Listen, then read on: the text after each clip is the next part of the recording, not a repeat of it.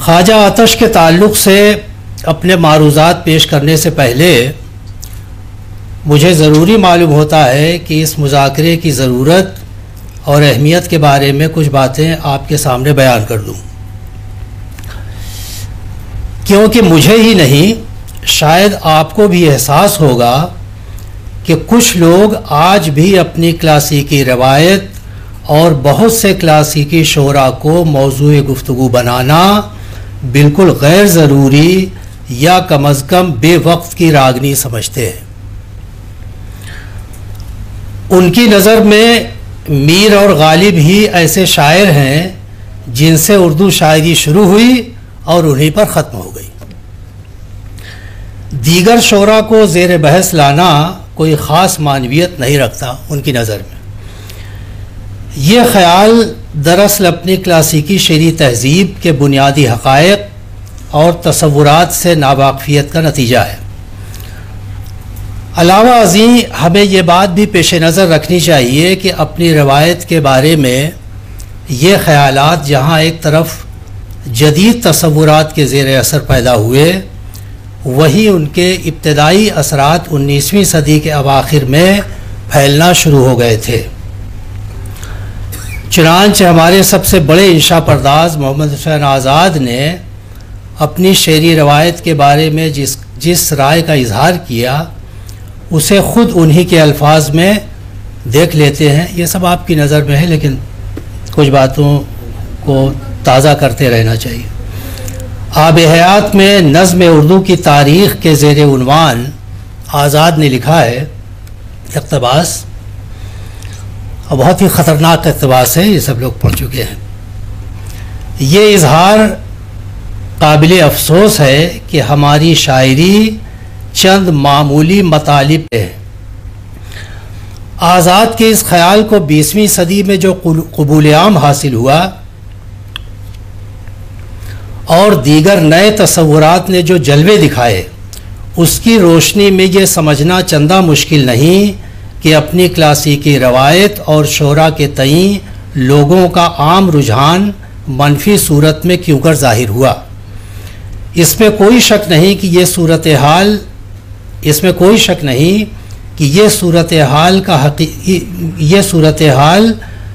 सूरत हाल का हकीकत से ताल्लुक़ नहीं है। यानी क्लासिकी दौर के कमोबेश तमाम काबिल ज़िक्र शोरा अपनी अपनी जगह अहमियत रखते हैं और उनके कलाम की मानी खेज़ी आज भी हमारे लिए मुसल्लम है। क्लासिकी शोरा के बारे में गुफ्तगू करते हुए आज हमें सबसे पहले इस एहसास से बाहर आने की ज़रूरत है कि ये शोरा महज हमारे माजी की यादगार हैं और उनका शेरी सरमाया क़िस्सा पारीना से ज़्यादा की हैसियत नहीं रखता। इसके बरक्स हमें इस बात का यकीन कामिल होना चाहिए कि हमारी क्लासिकी शेरी तहज़ीब व रवायत जिस कदर पहले मानी खेज़ थी, उससे ज़्यादा आज मानी खेज़ है, क्योंकि हमारी जदीद शेरी रवायत उसी के बत्न से पैदा हुई है। चुनांचे ख्वाजा आतश या उन जैसे दीगर शोरा का मुतालिया और तज़किरा आज बज़ात ख़ुद इस बात की दलील है कि हम अपनी क्लासिकी शेरी रवायत के हकीकी अमानतदार हैं। कलाम आतश की अहमियत और मानी खेज़ी का इससे बड़ा सबूत क्या होगा कि उनका मर्तबा अगरचे मीर और गालिब के बराबर नहीं, लेकिन उस्तादी और कादिरुल कलामी की जिस बुलंदी पर वो फायज़ हैं, आज के बहुत से शोरा वहाँ तक रसाई का तसव्वुर भी नहीं कर सकते। ऐसी सूरत में आतश से मंसूब इस मुज़ाकरे की ज़रूरत और मानवियत क्या अब भी मारिज़े सवाल में लाई जा सकती है। इस हकीकत से इनकार नहीं किया जा सकता कि ख्वाजा आतश और उनके कलाम के बारे में अब तक जो कुछ लिखा गया है उसकी मकदार बहुत ज़्यादा नहीं है। हम ये भी कह सकते हैं कि कमोबेश यही सूरत हाल आतश के अलावा बहुत से दीगर शोरा के साथ भी अब तक कायम है। इस मामले में आतश निस्बतन खुशनसीब कहे जा सकते हैं कि नए ज़माने में उनका ज़िक्र सौ बुराई के साथ नहीं बल्कि बड़ी हद तक तहसीनी अंदाज में किया गया है। सच पूछिए तो हर ज़माने को इस बात का पूरा हक़ है कि वो अपने कदीम शोरा से किस तरह रिश्ता कायम करे और उस शायरी को किन उसूलों पर अपने लिए बामानी बनाए, लेकिन इसी के साथ नए ज़माने का ये भी फ़र्ज़ है कि वो उन शेरी तसव्वुरात व मेयारात को लाजमी तौर से अपने सामने रखे जिन पर कदीम शायरी की इमारत कायम है। जदीद ज़माने में क्लासिकी शोरा का मुतालिया आम तौर से क्लासिकी शेरी तसव्वुरात की रोशनी में नहीं किया गया। इस मुताले में बसा औक़ात वो बातें पेश नज़र रखी गईं जो जदीद अहद के नए तसव्वुरात की पैदा करदा थीं, या फिर उन ख़यालात से काम लिया गया जो क्लासिकी तसव्वुरात की गलत ताबीर और आधी अधूरी हकीकत के ज़ेर असर आम हुए। चुनाचे अगर चश्मे इंसाफ से देखिए तो कमोबेश यही सूरत हाल ख्वाजा आतश और उनके कलाम के मुताले में भी पेश आई है। आब हयात से पहले के तज़किरों पर नज़र डालिए तो आतश जिस तर्ज के शायर के तौर पर सामने आते हैं, बाद में वो तस्वीर बड़ी हद तक बदल जाती है। दरअसल ये तब्दीली मोहम्मद हुसैन आज़ाद के रुशात कलम की मरहून मिन्नत है। वो लिखते हैं, इक़्तिबास, जो कलाम उनका है हकीकत में मुहावरे उर्दू का दस्तूरुल अमल है और इंशा परदाज़ी हिंद का आला नमूना। लखनऊ शुरफ़ाए लखनऊ की बोलचाल का अंदाज़ इससे मालूम होता है। जिस तरह लोग बातें करते हैं उसी तरह उन्होंने शेर कह दिए हैं। इससे ज़्यादा झूठी बात आतश के बारे में कही नहीं जा सकती। पूरा कलाम आतश का सामने रख लीजिए तो इस इक़्तिबास की हकीकत समझ में आ जाती है। मैं वसूख से कह सकता हूँ कि कलाम आतश की तस्वीर को तब्दील करने या मस्ख करने में दर्जबाला इक़्तिबास का बहुत बड़ा हिस्सा है। इससे ऐसा मालूम होता है कि आतश की शायरी का सबसे बड़ा वस्फ़ उनके यहाँ ज़बान और मुहावरा का इस्तेमाल है। आज़ाद के दर्जबाला बयान की उमूमियत इसी से ज़ाहिर हो जाती है कि उन्होंने तकरीबन यही बात मीर की ज़बान के बारे में कही है। वो इक़्तिबास सुन लीजिए। आतश के बारे में इक़्तिबास जहन में रखिए, अब मीर के बारे में सुनिए। मीर साहब की ज़बान शुस्ता, कलाम साफ़, बयान ऐसा पाकीज़ा जैसे बातें करते हैं। दिल के ख़यालात को जो कि सबकी तबीयतों के मुताबिक हैं मुहावरे का रंग देकर बातों बातों में अदा कर देते हैं। दोनों इक़्तिबासात में देख क्या फ़र्क है। आप खुद गौर करें कि ज़बान के इस्तेमाल से मुताल्लिक़ आज़ाद के दर्जबाला दोनों बयानात में किस कदर मुमासलत है। क्या इससे ये नतीजा निकालना मबनी बर इंसाफ हो सकता है कि आतश और मीर के यहाँ ज़बान में कोई फ़र्क नहीं है। इन बयानात से हमें सिर्फ ये मालूम होता है कि शायर का कलाम ज़बान उर्दू के मुहावरे और रोज़मर्रा के मुताबिक है, यानी उसमें खिलाफ मुहावरा और रोज़मर्रा ज़बान नहीं इस्तेमाल हुई है। जहाँ तक कलाम में मुहावरा और रोज़मर्रा की पाबंदी का मामला है तो इस बात से शायद ही किसी को इनकार हो कि क्लासिकी अहद में जिन शोरा को हकीकी मानी में उस्ताद के मनसब पर फायज समझा गया, उनके कलाम को आम तौर से ज़बान की दुरुस्ती का हामिल और मुहावरों रोज़मर्रा का पाबंद भी तस्लीम किया गया। ऐसी सूरत में यह कहना कि एक उस्ताद का कलाम मुहावरे ज़बान का पाबंद है और किसी दूसरे उस्ताद के यहाँ ये सिफत नहीं है या बहुत कम है, उसूली तौर पर दुरुस्त नहीं हो सकता। दरअसल आज़ाद का इस बात पर इसरार करना कि आतश का कलाम सफ़ाई ज़बान और बोलचाल के अंदाज का आला नमूना है, आतश के तईं उनकी मखसूस अक़ीदत को ज़ाहिर करता है। जहाँ तक तर्ज शेरगोई का ताल्लुक़ है तो इसमें कोई शक नहीं कि आतश और नासिख बुनियादी तौर पर एक ही तर्ज के शायर हैं, जिसकी तरफ अभी शहबर साहब ने भी इशारा किया और हकीकत भी यही है। चूँकि दोनों हमअस्र हैं और लखनऊ में ही उनका क़याम, इसलिए आतश और नासिक के मुआज़ने का सिलसिला भी शुरू से जारी रहा। चुनांचे शेफ्ता ने अपने तज़किरे गुलशन बेखार में आतश के बयान में लिखा है, उनका इक़्तिबास है गुलशन बेखार का, अज़ मशाहिर शोराए लखनऊ अस्त रविश रिंदानो वज़ बेबाकाना दारद व मर्दुम आदयार, यानी लखनऊ, आतश और नासिख रा कि अज असातिज़े मुसल्लम आजा अस्त करीब हम अंगारंद, उनको बिल्कुल मुवासिल समझते हैं। वह हर दो राह हम वज़्न शुमारंद, और दोनों को हम पल्ला समझते हैं। वह कबाहत ही तहक़ीक़ ला यकफ़ी व मा ज़ालिका दर निकूय तबश सुखन नीस्त। इस इबारत से इतनी बात तो वाज़े हो जाती है कि आतश और नासिक को हम रुतबा करार देने का रुझान खुद उनके ज़माने में आम था, लेकिन शेफ्ता इस रुझान को लखनऊ से मखसूस करार देते हैं और इस ख्याल को हकीकत से बैद भी समझते हैं। ताहम महज इस इबारत की रोशनी भी ये फ़ैसला करना दुश्वार है कि शेफ्ता आतश और नासिक में किसकी बरतरी के कायल हैं। इसलिए अब नासिक के बारे में भी उनकी राय, शेफ्ता की राय देख लेते हैं। इक़्तिबास है, नसीम चमन तबाश निगहत रेज़ और शमीम गुले फ़िक्रश दिलावेज़, तायरे बुलंद परवाज़ गौरश जुज़ बशाख़ सिदरा आशियाँ न साजत, व मुर्ग़ तेज़बाल ख़यालश जुज़ बाब फ़लक जलवा नए अंदाज़त, व इल्ला वाला माया आली पाया बुलंद अंदेशा नाजु ख़यालस्त, व दर तलाश मजमून ताज़ा व मानी सैराब बेमिसल मिसाल।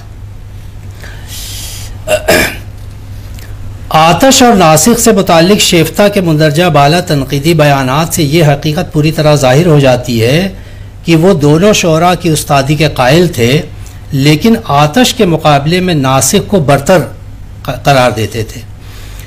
इसका वाज़ेह सबूत नासिक के तर्जमे की दर्जवाला इबारत में मौजूद है।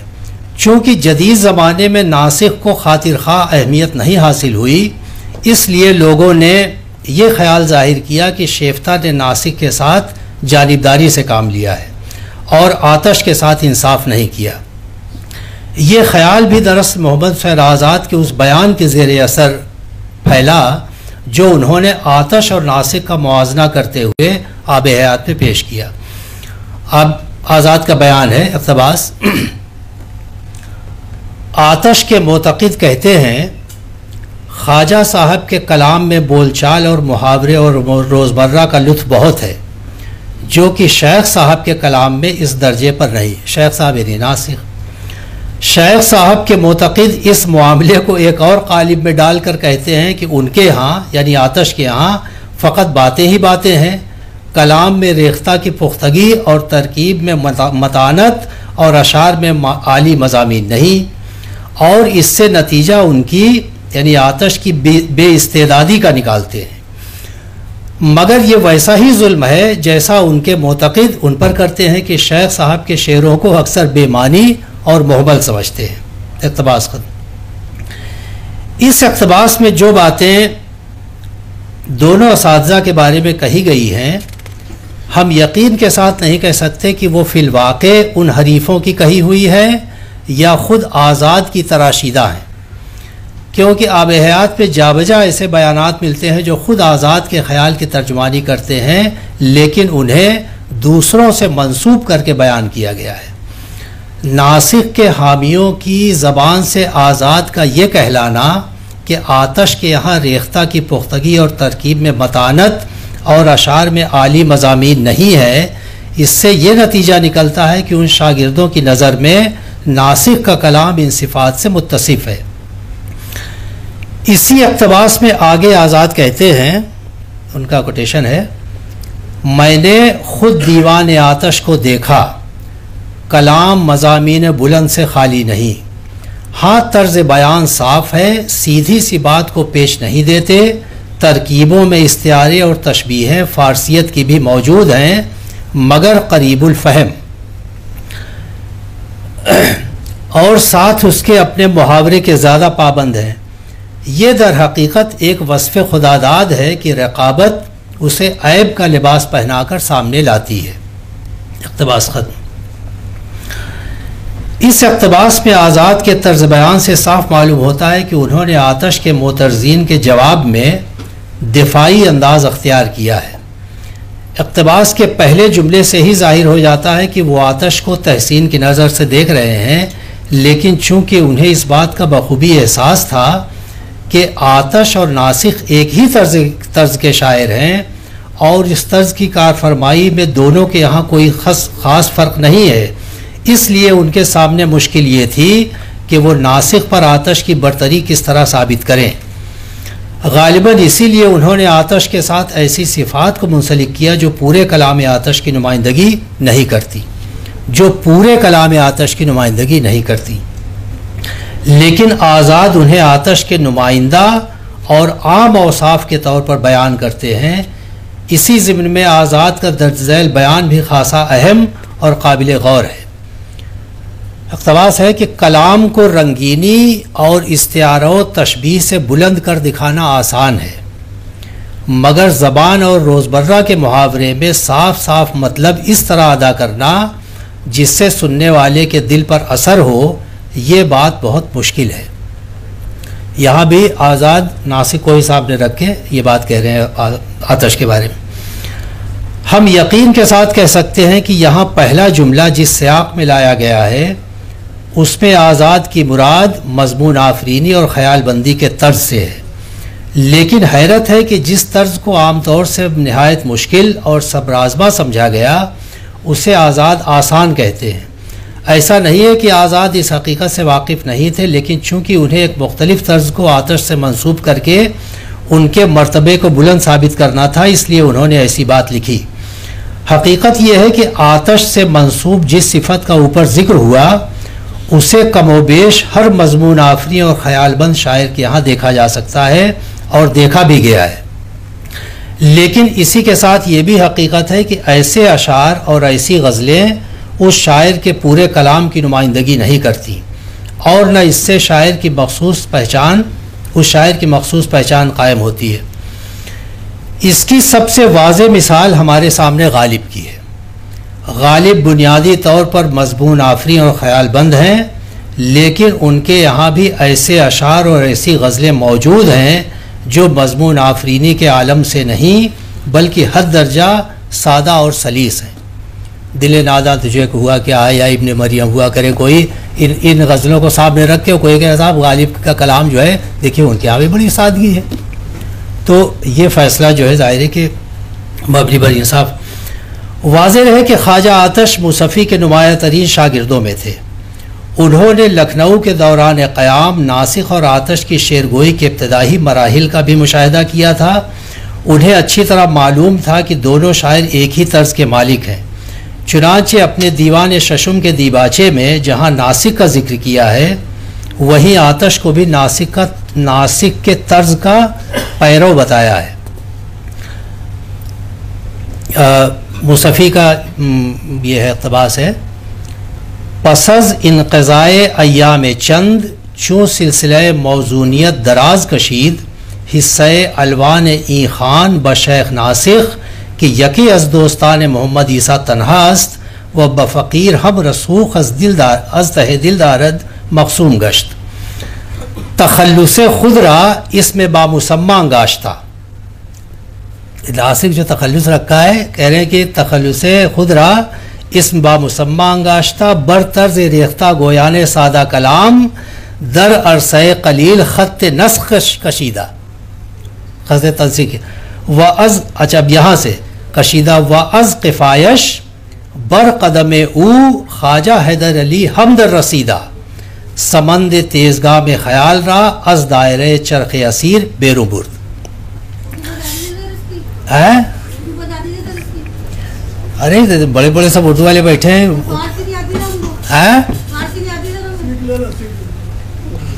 लंबा हो जाएगा।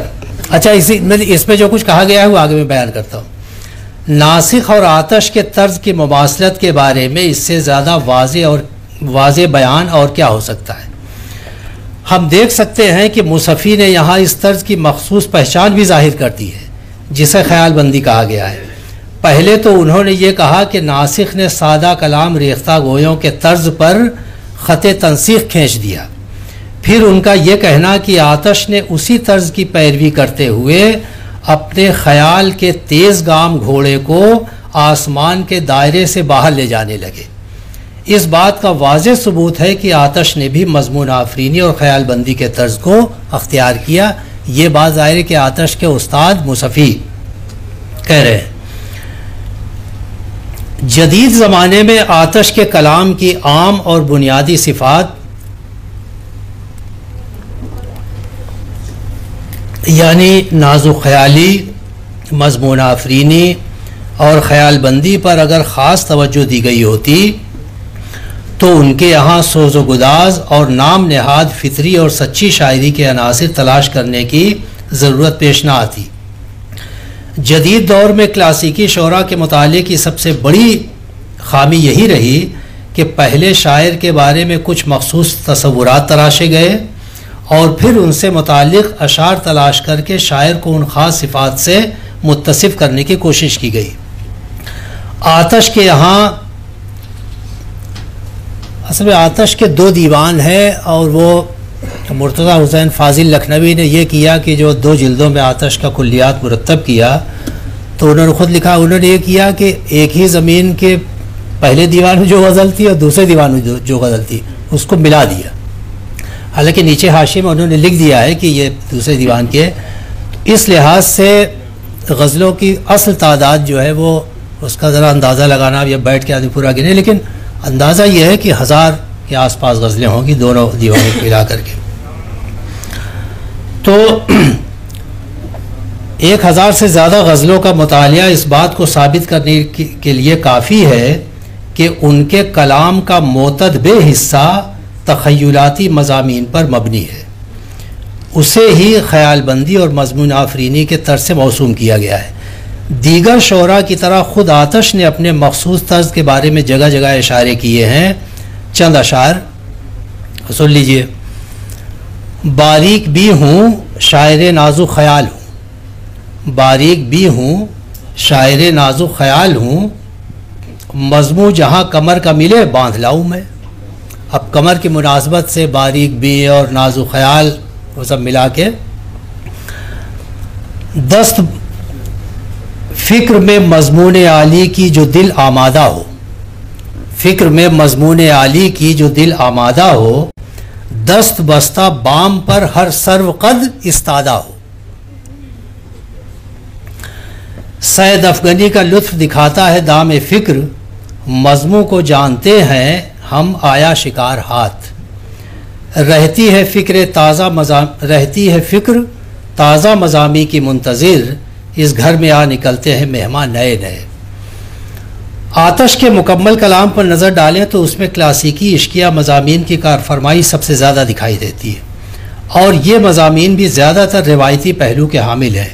लेकिन जो बात काबिल ज़िक्र है वो ये कि आतश का सारा ज़ोर इन मज़ामीन को नए नए पहलुओं से बांधने पर नज़र आता है। सच पूछिए तो मज़मून आफरी और ख़यालबंद शोरा आम तौर से इसी मैदान में अपना कमाल ज़ाहिर करते हैं। अब बतौर मिसाल कुछ अशार पेश कर देता हूँ।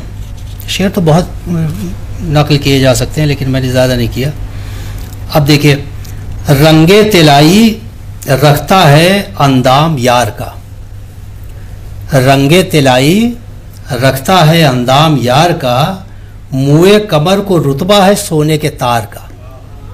देख क्या मजमून निकाला है, ज़ाहिर मजमून तो वही कमर का और जिस्म का मजमून है। रंगे तिलाई रखता है अंदाम यार का, मुए कमर को रुतबा है सोने के तार का। पहुँचा दिया अदम शबे तारे फ़िराक़ ने, पहुँचा दिया अदम शबे तारे फ़िराक़ ने, दिखला दिया सवाद हमारे दयार का।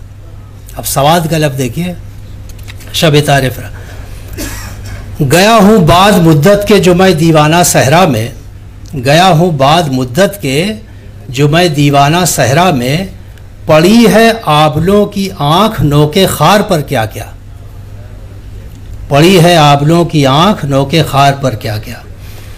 शबे फ़ुरक़त में उस काने मलाहत के तसव्वुर ने, शबे फ़ुरक़त में उस काने मलाहत के तसव्वुर ने, नमक छिड़का है ज़ख्मे दीदाए बेदार पर क्या क्या।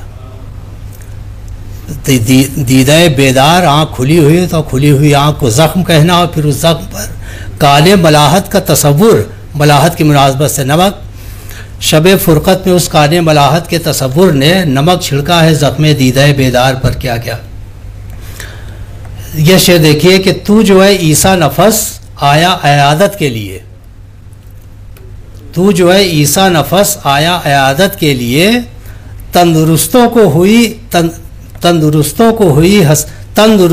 हुई हसरत तेरे बीमार पर।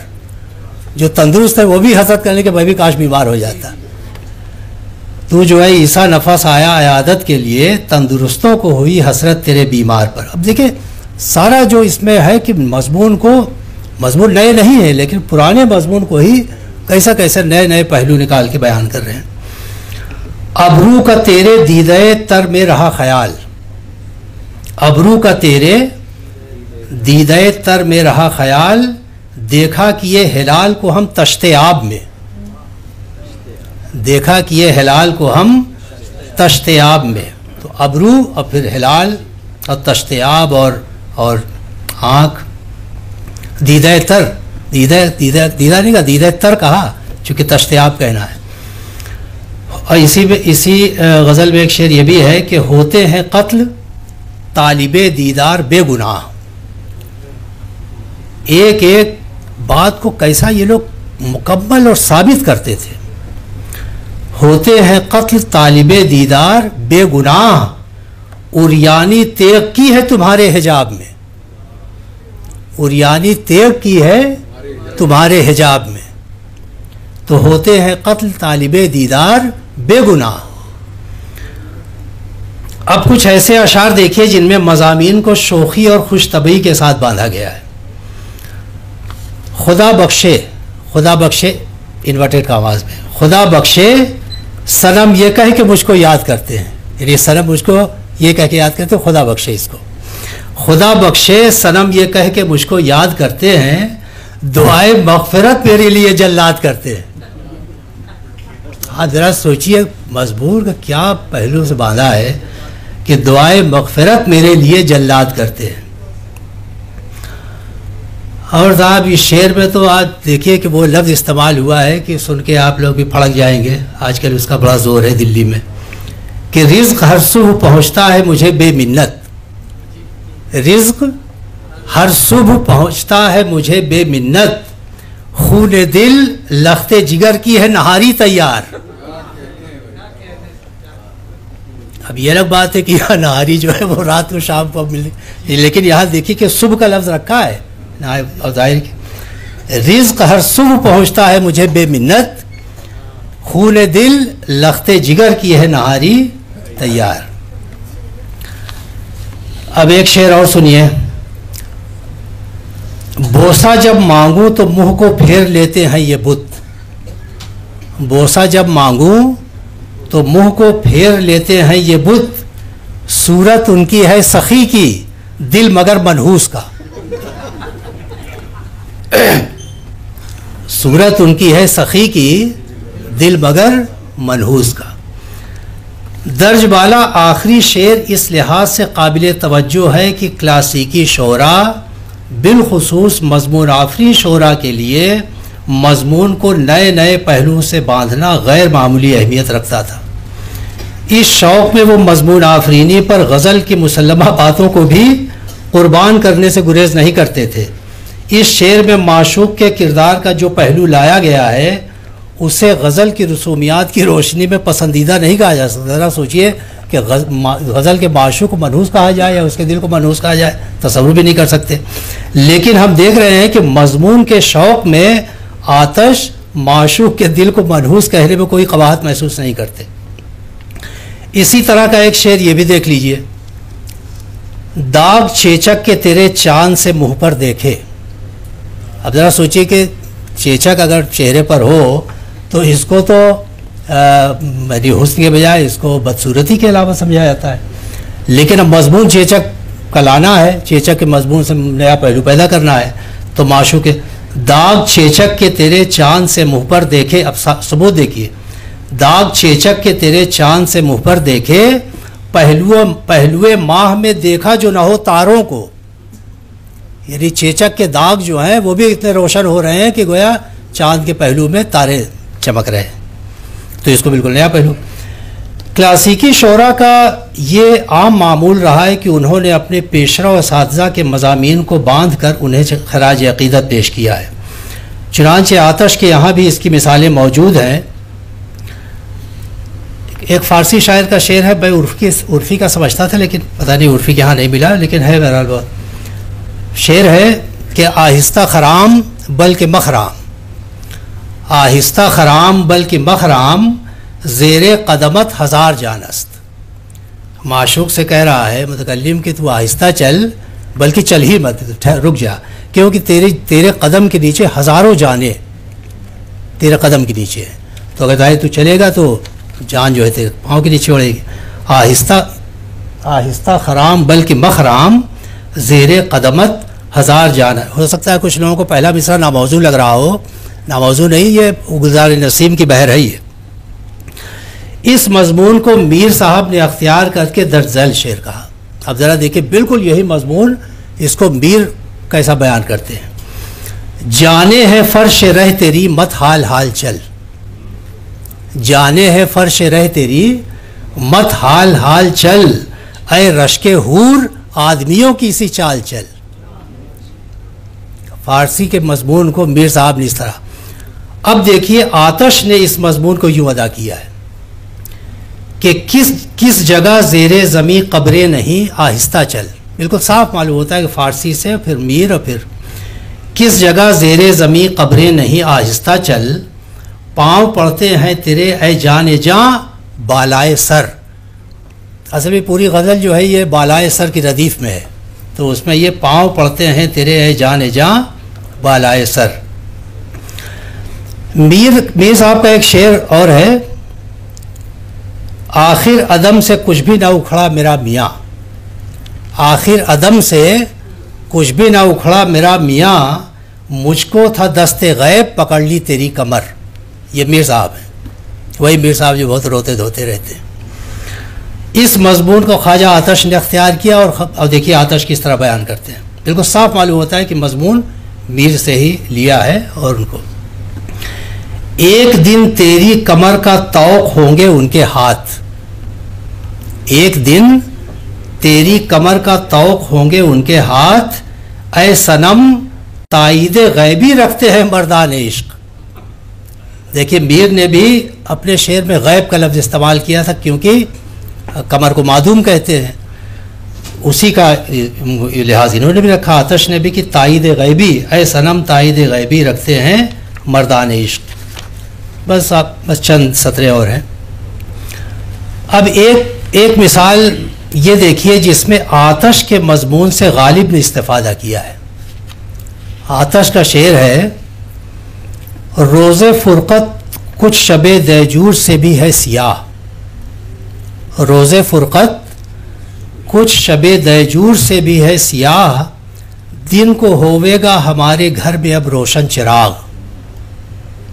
देखिए कैसा साबित किया है कि रोज़े फुरकत कुछ शबे दैजूर से भी है सियाह, दिन को होवेगा हमारे घर में अब रोशन चिराग। इसी मजमून को गालिब ने, बिल्कुल यही मजमून है, बिल्कुल साफ मालूम होता है कि यही से गालिब ने उठाया है।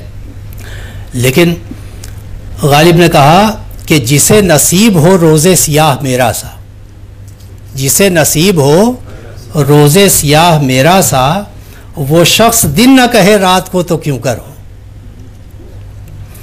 मलहूज रहे कि आतश और गालिब दोनों के दर्ज बाला अशार मजमून आफरीनी के आलम से हैं। जैसा कि मैंने शुरू में अर्ज़ किया, आतश और उनके कलाम के बारे में जदीद अहद में जो कुछ कहा गया है उसे सर्फ नज़र करना मुनासिब नहीं है, लेकिन इसी के साथ ये भी ज़रूरी है कि हम आतश के कलाम का बगौर मुतालिया करें और ख़ुद ये देखें कि आतश का कलाम उनके बारे में मुरव्वज, आतश का कलाम, आतश और उनके कलाम के बारे में मुरव्वज ख़यालात किस हद तक हम आहंग है, उनका कलाम किस हद तक हम आहंग है। मुझे उम्मीद है कि इस सेमिनार से इन पहलुओं पर गौर व फिक्र करने की नई राहें रोशन होंगी। बहुत शुक्रिया।